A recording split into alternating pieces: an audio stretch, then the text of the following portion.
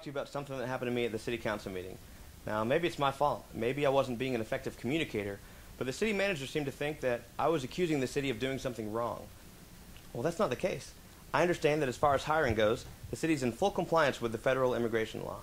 What I was talking about was what the city could do to lead by example and to go above and beyond to make sure that we don't inadvertently hire illegal aliens. If the city requires any business that wants to work with us to use some type of electronic verification service, that'll make sure that we don't inadvertently hire any illegal aliens. Now, there are plenty of expensive electronic verification services out there, but I don't feel bad making this a requirement because there's a great one that's provided free of charge by the government. It's called E-Verify. Like I said, I'm glad that the city's in compliance when it comes to the Federal Immigration Act, but I just don't see what's so controversial about wanting them to go above and beyond. Maybe I'm wrong, but it seems completely reasonable to require a company that wants to work with us to use a free product from the government, E-Verify, that will make sure that they don't hire illegal aliens. When I make this suggestion to the city council, look at the way they respond to me. I just don't get it. And as far as the allegations that they accuse me of, I don't know why they wouldn't let me respond then, but I'll respond now. When I've called companies that have worked for the city of Lewisville that admit to me that they may have hired illegal aliens, no, I didn't say I worked for the city of Lewisville. They probably just weren't accustomed to a concerned citizen calling. That's all. All right, baby. Winston Edmondson, 1292 Marchant Place, Lewisville, Texas. I urge you to refrain from allowing any business that doesn't use E-Verify or a similar employment verification system to do any contract work for the city.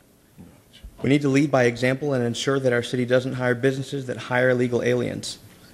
Mary Panel, an HR manager with Gilco Contracting Incorporated, which is the group that worked on the Serendipity Village improvements, confirmed that they don't use any verification method, E-Verify or otherwise, and she admitted to me that it's very likely that some of the workers here in Lewisville on that project were illegal aliens. Rodman LLC is another company that admitted that they don't use any system like E-Verify as well. All we have to do is require that businesses use E-Verify or a similar verification method, and we can do our part as a city to make sure we don't have illegal aliens working on the public projects here. Thanks. City Manager, would you like to address that issue? All of our contracts have requirements that the contractors comply with the Immigration Act. We don't specify how they are to do that. The normal means of doing so would be the retention of I-9 records, which we have the ability to audit if we wish. This contractor is no different, nor is Gilco or anybody else.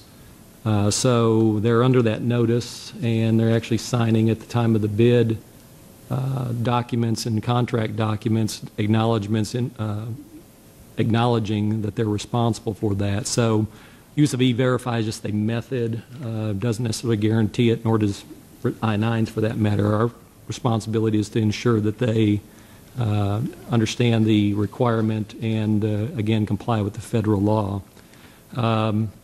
I did look into the Gilco situation a couple weeks ago, and we actually have on record documentation from Gilco denying that statement.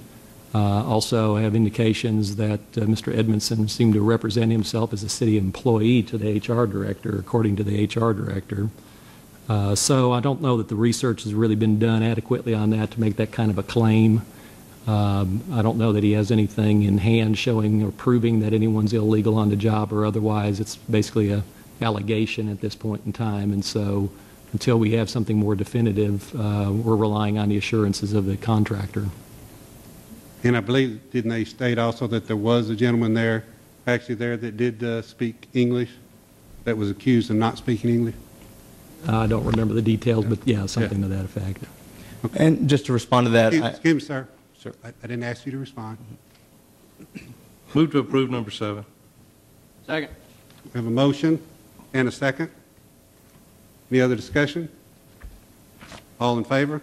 Aye. Aye. Opposed? Motion carries.